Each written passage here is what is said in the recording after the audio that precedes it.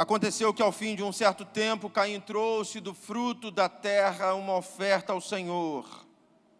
Abel, por sua vez, trouxe das primícias do seu rebanho, da gordura deste. O Senhor se agradou de Abel e de sua oferta, mas de Caim e de sua oferta não se agradou. Caim ficou muito irritado e fechou a cara.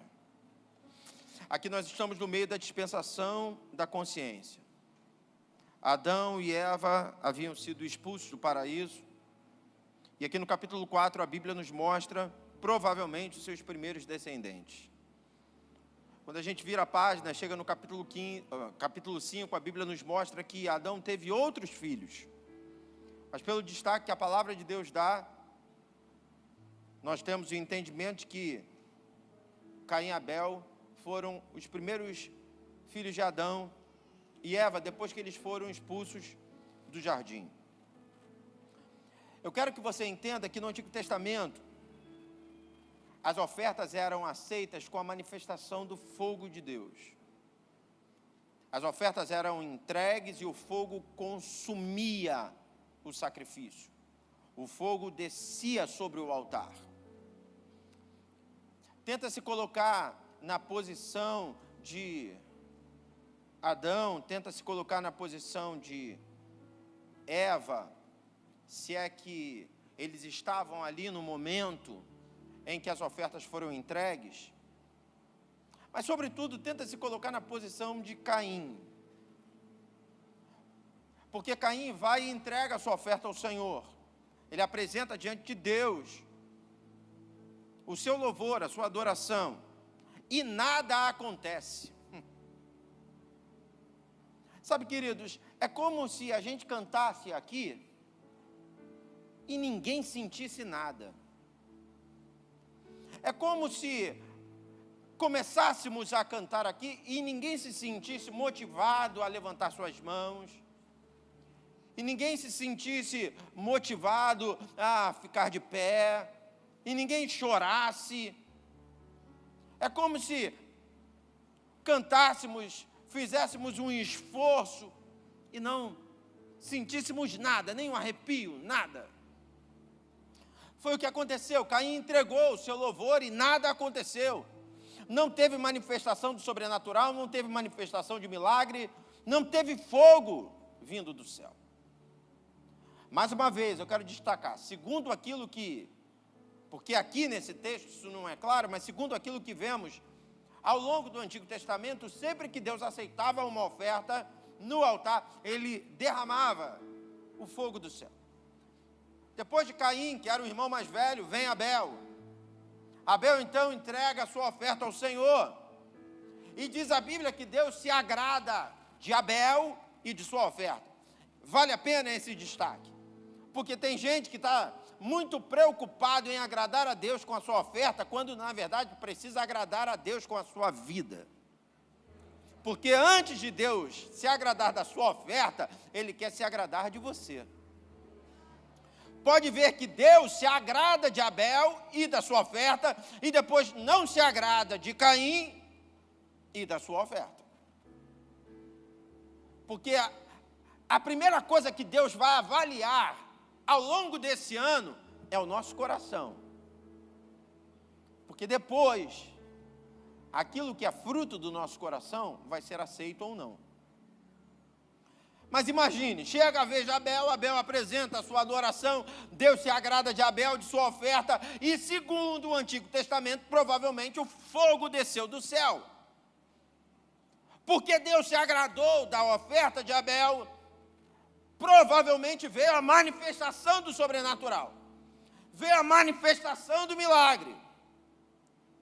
E a Bíblia então nos diz que Caim, ao ver isso, ao ver, vamos trazer para os dias atuais, ao ver que cantou e nada aconteceu, ao ver que tocou e nada aconteceu, e depois, ao ver que Abel cantou e um milagre aconteceu, depois ao ver que Abel tocou, ministrou e o milagre aconteceu, ao invés dele se questionar, ao invés dele fazer uma autoanálise, o que está de errado em mim?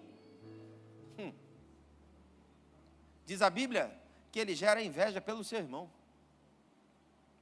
E eu nem vou entrar muito nesse tema, mas a inveja foi tão terrível,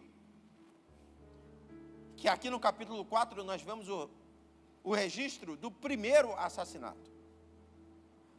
Alguém que acaba com a vida de um outro, simplesmente porque o outro viveu a manifestação do sobrenatural e ele não.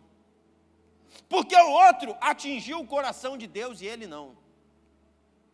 Irmãos, a primeira coisa que eu preciso ministrar ao teu coração é: Deus está com as mãos estendidas sobre todos nós. E há um propósito divino determinado pelo Senhor para a tua vida. Você não precisa querer aquilo que é do outro, porque aquilo que Deus tem para você é infinitamente mais além daquilo que um dia você pediu ou pensou. Se alguma coisa não está permitindo que você atinja o coração de Deus, ao invés de tentar copiar, imitar, ou até mesmo arrancar do outro que está atingindo, procure em você aquilo que precisa ser eliminado. Eu estava conversando aqui, agora no gabinete com um casal, na verdade veio um casal e uma menina que estão assistindo aqui conosco já há alguns meses e querem entrar para a igreja. E eu estava conversando com ele, e ele estava me falando, né, sobre a identificação dele com uma igreja reformada. E aí eu fui e falei para ele assim: olha, a Nova Jerusalém tem um seminário. A Nova Jerusalém se preocupa muito em estudar a palavra do Senhor. Mas se você vier perguntar assim: pastor, a igreja é calvinista, não sei, eu nem sei falar esses nomes aí. Armeniana, não sei o que. Nunca nos preocupamos com isso, irmãos. Porque eu, pela misericórdia de Deus, há alguns anos dou aula de teologia do Antigo Testamento no seminário, e quando eu estudo teologia para poder dar aula, eu percebo que o que mais atrapalha a fluidez da teologia são os teólogos. Porque eles querem todos determinar uma vertente, todos querem descobrir a pólvora, todos querem ter a sua própria revelação, e aí ao invés deles crescerem como corpo, eles ficam brigando, discutindo. Nós temos a Bíblia como regra de fé e prática. A gente lê a Bíblia, a gente estuda a Bíblia e a gente aplica a Bíblia. E eu não estou dizendo que você não pode estudar, né, teologias e doutrinas calvinistas, armenianas e não sei o que lá, papapá, mas sobretudo você precisa ter envolvimento com Deus. E aí eu estava conversando com eles e eu estava falando, a gente não tem muito essa preocupação não. O regime da Nova Jerusalém sempre foi e continua sendo teocrático. Teocracia. Deus é que manda, irmão. Ele fala e a gente obedece. A gente ouve a Deus. A gente sabe aonde encontrar a fonte inesgotável. Ele fala através da palavra, ele fala através dos louvores, ele fala através da comunhão e em alguns momentos ele fala diretamente ao coração do anjo da igreja. E Deus falou, ele garante, irmão. É assim, Deus manda, Ele mesmo abre a porta. Deus manda, Ele mesmo libera os recursos. Deus manda e não tem discussão. Eu estava conversando isso com ele, estava explicando isso para ele. Eu estava dizendo, a Nova Jerusalém nunca se preocupou em copiar ninguém. Sabe, a gente não se deixa levar por um mecanismo. Quanto mais orgânico, melhor. Eu não liguei ontem para o pastor Manuel, para combinar com o pastor Manuel, se ele poderia, antes da minha mensagem, ministrar a oferta. Não. A gente sentou ali, a gente conversou ali. E ele poderia, como ele mesmo disse, diante de uma má notícia que ele recebeu, dizer, não, agora não estou preparado, não vou, estou triste. Compreensível. Mas eu disse para ele, ele assimilou aquilo ali, como ele mesmo disse, numa fração de segundos, Deus vai e mostra a ele e faz ele entender que as lembranças são boas. Ele não só recebe o consolo, como ele se vê preparado para compartilhar o consolo. Ah, pastor, mas na igreja tal, eles montam, eles ajeitam, eles... Ok, irmãos, se essa é a revelação. Eu estava falando com eles que a Nova Jerusalém é igreja, não é church, porque a Nova Jerusalém é brasileira. Ah, pastor, mas o senhor tem alguma coisa contra a quem está pondo Jerusalém Church, não sei o que Church? Irmãos, eu não tenho nada contra, até porque não sou eu que sou membro dessa igreja, não sou eu que dizimo e oferto nessa igreja, nem tampouco sou eu que sou o pastor dessa igreja para poder falar alguma coisa. São eles com o Senhor. Eu sei que eu não preciso ser porque o outro é. E, eita, se porventura alguma coisa está deixando de acontecer na minha vida, eu não vou olhar para o outro para saber o que está dando certo no outro, mas eu vou olhar para mim para descobrir aquilo que está errado em mim. Porque nós somos levados, tentados a observar o sucesso dos outros e copiar, ao invés de observarmos os nossos insucessos e consertar. Olha para o teu irmão e diga assim: hoje Deus vai te dar uma visão acerca de você mesmo. Você vai saber quem você é. Não existe nada melhor do que você saber quem você é, quem você representa, o que você carrega. Louvado seja o nome do Senhor. Caim, era para ele analisar o que tem de errado na minha oferta. Era para ele analisar por que o sobrenatural não se manifestou quando eu adorei. Mas ele não se faz essa pergunta a hora nenhuma. A Bíblia diz, aqui na minha versão, diz que ele fica muito irritado e fecha a cara. Na minha versão, o que eu vejo é um malcriado. O que eu vejo, sabe, é um rapaz mimado. O que eu vejo é um rapaz despreparado para a vida. Que não está entendendo que precisa desenvolver uma certa armadura para receber e administrar até mesmo as más notícias. Porque ser membro de uma igreja, irmão, quando está tudo muito bom.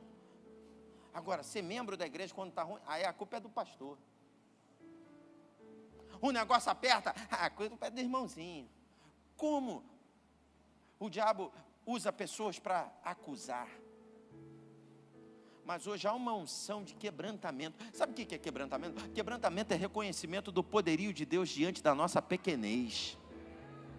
Há uma unção de quebrantamento sendo liberada sobre nós, para nós entendermos que somos crianças, que precisamos de um pai, que temos que aprender com o pai. É um pai que nos corrige, é um pai que nos motiva, é um pai que nos incentiva, é um pai que também nos coloca de castigo, é um pai que trata da nossa vida.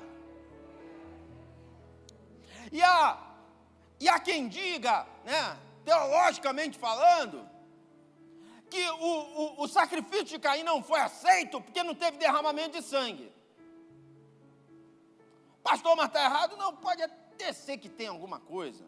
Sabe aquela história, né? O que o olho não viu, o que o ouvido não viu, jamais penetrou no coração humano. Tem coisa que a gente vai chegar lá no céu, eu nem sei se a gente vai ter a oportunidade. Eu, diante de Deus, querido, não é para dar uma de espiritual não, mas eu não estou muito preocupado em tirar dúvida no céu não, sabe? Tem gente que, não, quando eu chegar no céu, eu vou perguntar para o Senhor. Meu Deus. Quando chegar no céu, se eu puder, irmão, eu só vou correr para tentar arrumar um lugar no tenor, lá no coral. Sabe? Porque eu sei que, né, vai chegar no céu, eu só vou pedir, posso. Deixa eu aprender com vocês. Mas tem gente que fica, não, porque no céu, que não sei o que. De repente, pode ser que alguém esteja certo, pode ser que lá no céu Deus responda, não, realmente, é porque tinha que ter derramamento de sangue. Pode ser. Afinal de contas, quando o pai e a mãe deles pecaram, eles viram o Senhor sacrificando um animal para cobrir a nudez do pai e da mãe. E aí, sabe aquela aplicação prática, né? Já vira, né, tema de mensagem. O pecado, ele precisa de derramamento de sangue. E aí, nudez, vergonha, é coberta com derramamento de sangue. E aí, partindo desse princípio, de repente, seria o ideal, né, Caim apresentar alguma coisa que fosse fruto de derramamento de sangue. Mas, irmãos, preste atenção, o texto é muito claro aqui para nós. Verso 2, do capítulo 4 de Gênesis, diz assim: depois deu à luz a Abel. Primeiro ela tinha dado a luz a Caim, agora deu à luz a Abel, irmão de Caim. Abel foi pastor de ovelhas e Caim foi agricultor. Irmão, cada um tinha a sua profissão. Cada um tinha a sua função. E se alguém vier para mim e falar assim, não, mas a função de Abel é que era certa, por quê? Porque quando Adão estava lá no jardim, Deus deu para Adão as duas ordens. Deus deu a ordem de cuidar de animais e de cuidar da lavoura. Então, para mim, é mais do que claro. Ele teve 2 filhos, ele dividiu função. Você faz metade, você faz a outra metade. Não consigo ver Caim indigno por ter oferecido o fruto da terra, enquanto Abel ofereceu um sacrifício de animal. Eu não consigo ver. Que me perdoem os teólogos, mas para mim esse não é o problema. Alguém vai dizer, pastor, qual é o problema? Eu já falei. O problema principal é aqui, ó, no coração. Porque o texto diz que Deus se agradou de Abel e da sua oferta. E depois Deus se desagradou de Caim e da sua oferta. Então o problema está aqui no coração. Mas o que o coração de um tinha que o de outro não tinha? Primeiro domingo do ano, certo ou errado? Estamos começando a nossa caminhada, amém? Olha o que o texto diz. Aconteceu que, ao fim de um certo tempo, repita comigo, ao fim, alguma coisa já tinha passado, irmãos. Depois de um certo tempo, eu não sei se foi o tempo da colheita, eu não sei se foi depois de um certo tempo de trabalho, eu não sei, mas com certeza não foi no início, foi no fim. Ao fim de um certo tempo, Caim trouxe o fruto da terra, uma oferta ao Senhor. Abel, por sua vez, tem algum professor de português aí? Quando fala por sua vez, está falando de alguma coisa que conflita com outra, não é? Por outro lado, por sua vez, Abel trouxe fala alto aí, em nome de Jesus, irmão. Olha para o teu irmão e diga assim, primícias é a primeira coisa. Se você quiser, vai no Aurélio, que esses dias eu estava conversando com a Denise, e eu estava tentando descobrir, porque o homem que profetiza é um profeta, a mulher que profetiza é uma. Aí eu falei, Denise, será que falar que ela é uma profeta, está certo? Ignorância. Eu falei, eu não sei. Aí a Denise foi lá. Falei, a gente precisa ir no Aurélio, mas eu estava no carro, não tinha acesso ao Aurélio. Mas quando terminou, ela foi, botou lá, mandou para mim, para o João Vitor, para o Jonathan, toda a explicação que eu não vou saber repetir agora, mas fala para o teu irmão, profetiza. Mas tem coisas que eu vou no Aurélio, sabe? Eu quero saber, não sei. E aí eu fiz questão, falei, primícias, segundo o dicionário, primeiras coisas de uma série. Estamos começando um novo tempo. Esse culto é o culto das primícias. Esse culto é o primeiro de uma série de cultos. Esse domingo é o domingo das primícias. É o primeiro domingo de uma série de domingos. Será que você já está pegando a revelação? O texto nos mostra que Caim, mais velho, vai na frente. Ele entrega no fim de um determinado tempo a sua oferta. E nada acontece. Não tem aleluia, não tem glória, não tem línguas estranhas, não tem arrepio, não tem nada. Ele entrega o seu louvor e nada acontece. Silêncio. Total. No fim de uma determinada estação, ele vai lá e entrega. Ninguém em casa. Ele sai e chega a Abel. E Abel faz exatamente o contrário. Ele entrega no início. Primícias. Com certeza ele olhou para o seu rebanho e ele separou a melhor oferta. Ele separou a oferta mais pura. Ele não deixou a sobra. Ele não deixou o final, mas ele deixou aquilo que tinha maior valor agregado, disponível para o Senhor. Sabe, quando você abre o seu armário e quer dar uma roupa para alguém, primícias é quando você pega aquela mais nova, aquela que teu coração se alegra só de você olhar ela. Sabe aquele vestido, minha irmã, que você acabou de comprar, que caiu bem em você, que todo mundo te elogiou, você abre o teu armário, tu olha, tu bate o olho nele, poxa vida, que conquista. Primícias é você pegar aquele vestido, não é aquele outro, sabe, que está apertado. Nada contra, você pode dar o apertado, sem problema algum, porque tem alguém que está com um corpinho, de repente, mais enxuto, vai cair perfeitamente nesse, ou nessa pessoa, sem problema algum. Mas primícias é aquilo que de alguma maneira mexe com o teu coração. Pode ser que para a pessoa que vai receber nem signifique muita coisa, mas para você faz toda a diferença. E a pessoa não consegue ver o teu sentimento, mas Deus que está aqui cheirando a nossa adoração, Ele consegue perceber se é a sobra ou se você está separando o teu melhor para Ele. Pastor, então não tem nada a ver com o fruto da terra ou com sangue derramado? Para mim não, para mim o que tem a ver é um coração que dá a Deus o primeiro lugar. Aí eu pergunto para você, nesse ano 2021, qual é a sua predisposição? Quando falarmos de disponibilidade de tempo, para quem vai as tuas primícias? Quando falarmos de domingo, para quem vai as tuas primícias? Quando falarmos de horário de culto, você que está em casa me ouvindo, que não está em casa por causa de Covid, que não está em casa por causa de grupo de risco, que está em casa porque acha que a bênção pode te atingir em casa também, até pode, mas Deus conhece o teu coração. 2021 tem que ser um ano de ofertas mais sinceras.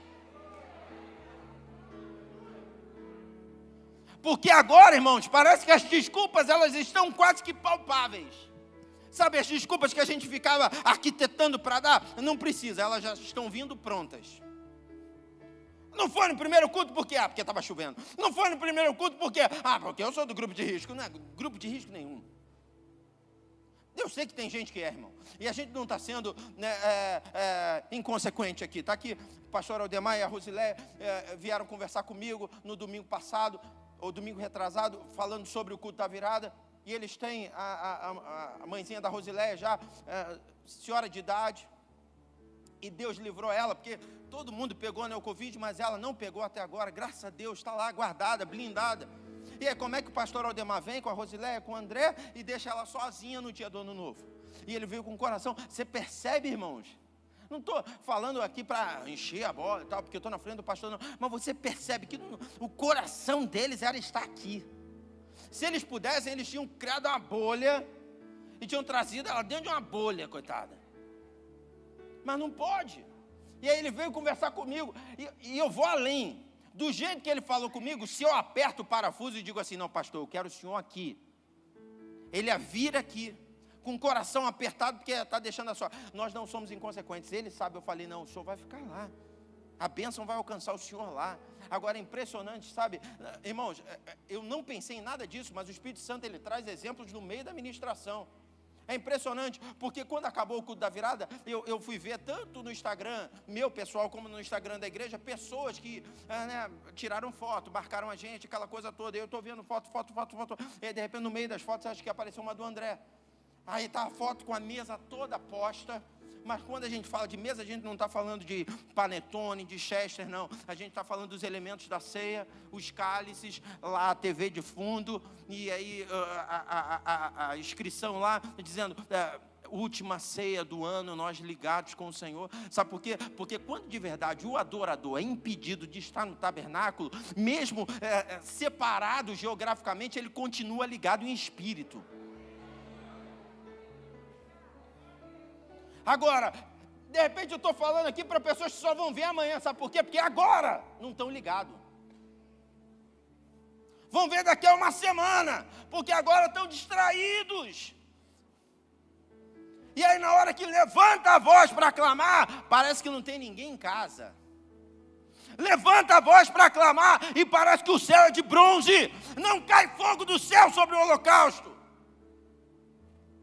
Para piorar, ao invés de fazer uma autoanálise, se quebrantar diante do Senhor e dizer: Senhor, eu tenho te entregado pouco e estou te exigindo muito. Ao invés de fazer isso, não, desenvolve inveja por quem está alcançando o coração de Deus. E, irmãos, preste atenção, no nível de loucura, chegar a matar essa pessoa. Aí você diz: não, pastor, mas isso comigo, irmão, com Caim foi pior, porque era irmão. Como é que chega nesse nível? É porque parece que não consegue enxergar para dentro de si. E preste atenção, irmão, o que eu estou pregando aqui, o que eu estou ministrando, não é, o pastor está dando chicotada, não, pelo contrário, é uma palavra de pai. Eu posso repetir essa palavra sem tirar nenhuma vírgula, nenhum ponto para João Vitor e para Jonatas, para os meus filhos. Eu posso olhar para eles e falar assim: quanto melhor for o teu sacrifício para Deus, melhor vai ser a aceitação dele. Primícias. Irmãos, eu preciso terminar, mas até nos relacionamentos, tem gente que não dá primícia, mas quer receber primícia. Gente que não dá atenção, mas quer atenção. Gente que não faz de tudo para ajudar o próximo, mas quer que o próximo faça de tudo para te ajudar. Planta hoje para você colher amanhã. Primeiro dia do ano, ou melhor, primeiro domingo do ano. É tempo de plantio. Todo mundo gosta de entrar o ano falando de colheita. Mas o que eu tenho plantado? O que eu tenho apresentado diante de Deus?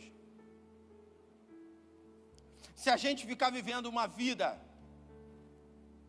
de vitimismo, achando que nós somos abandonados e que nada acontece na nossa vida, se a gente se fechar nesse mundinho, vai ser de ladeira abaixo. Mas a hora de você levantar os teus olhos e falar: o que eu posso fazer para melhorar? Já viu aquela frase que estampou algumas camisas, que diz: gentileza gera gentileza? Eu estava assistindo um filme ontem. Esse filme conta a história de um atentado que aconteceu em Boston, numa maratona. Explodiram 2 bombas lá, arrebentou, mataram 3 ou 4 pessoas, né, e arrebentou, porque eles botaram a mochila com as bombas no chão, foi prego, foi estilhaço para tudo quanto era lado, um monte de gente amputada, perdeu. E é um negócio diabólico, né? Porque no meio de uma maratona, onde está havendo uma exaltação ao corpo, ao exercício, o diabo vem e acaba com a perna de um monte de gente, destrói um monte de gente. Eu estava assistindo, e num determinado momento do filme tem um diálogo de um policial com outro, que esse policial fala um monte de coisa, sabe aquelas coisas, né, de filme, mas no meio ele falou um negócio e Deus já estava ministrando essa palavra no meu coração. Eu falei: caramba, Deus fala comigo através de tudo quanto é jeito, é impressionante. No meio daquele diálogo, ele falou assim: não, porque não adianta, ódio só se vence com amor. Sabe, queridos, tem pessoas que não estão sabendo o que plantam, mas querem saber muito o que vão colher. E se você olhar, irmão, para a jardinagem, para a agricultura, não tem como errar. Porque se tu plantar abacate, você não vai colher manga. Eu gosto mais de manga, então você vai arrumar uma semente de manga. Não gosto de abacate, mas quem mandou você plantar abacate? Eu não tenho espaço na minha casa, mas se eu tivesse espaço para fazer um pomar, eu ia ser seletivo, irmão. Eu só ia plantar aquilo que eu quero comer. Só ia plantar aquilo que eu quero colher. Ou pelo menos que a Denise queira e tal. Agora, porque alguém, não, porque planta isso que dá rapidinho, tudo bem, vai dar rapidinho, mas eu não quero, não gosto. Mas isso aqui vai levar mais tempo, não tem problema. Eu vou me dedicar a isso. Às vezes nós somos traídos pelo imediatismo. E ao invés da gente criar um bom relacionamento, uma boa sapata, uma boa base, a gente vai pulando etapas, achando que a gente pode correr lá para o topo. Só que ninguém chega no topo, ou nenhum prédio alcança o topo, se não tiver uma boa estrutura embaixo. Quantos estão entendendo essa palavra? Digam amém. A Bíblia nos mostra 2 exemplos, eu quero terminar a mensagem com isso, me vem à mente. Primeiro, apóstolo Pedro. apóstolo Pedro era um cara sensacional, sabe?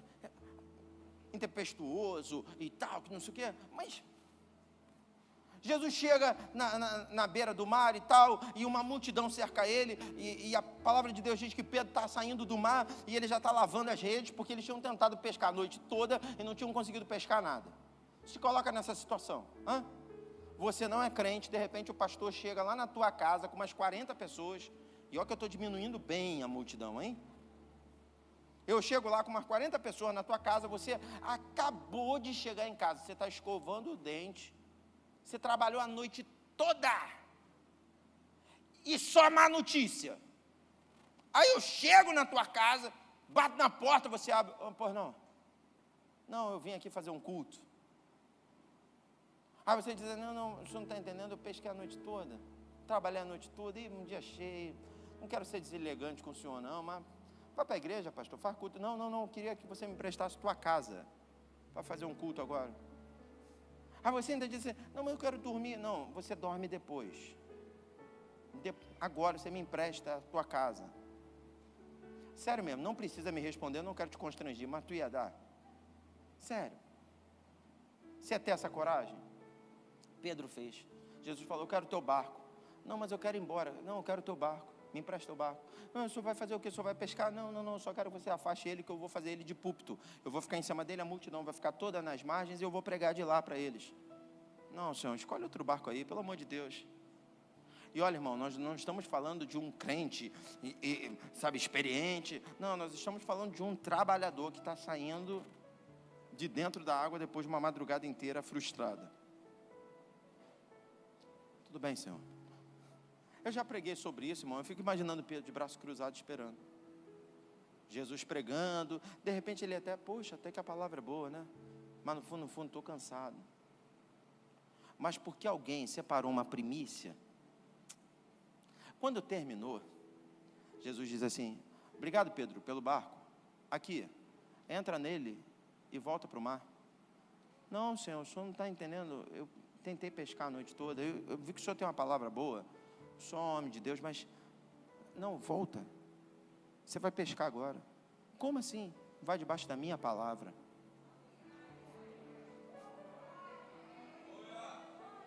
Imagina você dizendo para Deus, Senhor, debaixo da tua palavra eu vou. Imagine você pescar em 1 hora aquilo que você não pescou numa madrugada inteira.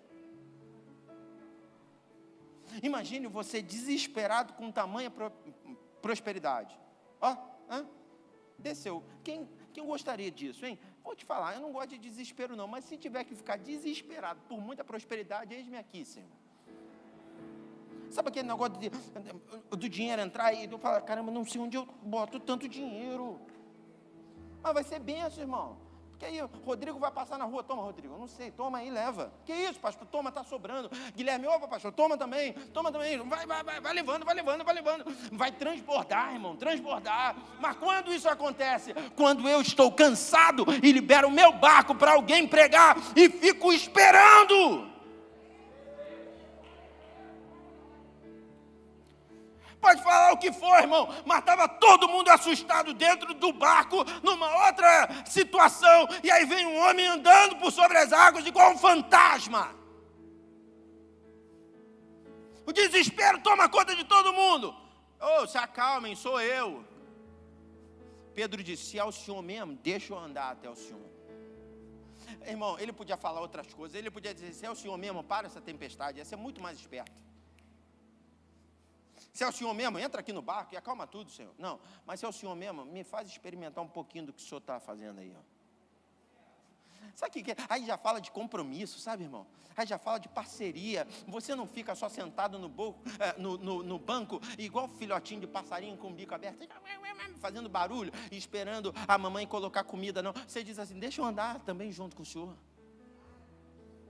Não, mas é inseguro, é incerto. Não, com o Senhor não é inseguro não, deixa eu andar com o Senhor.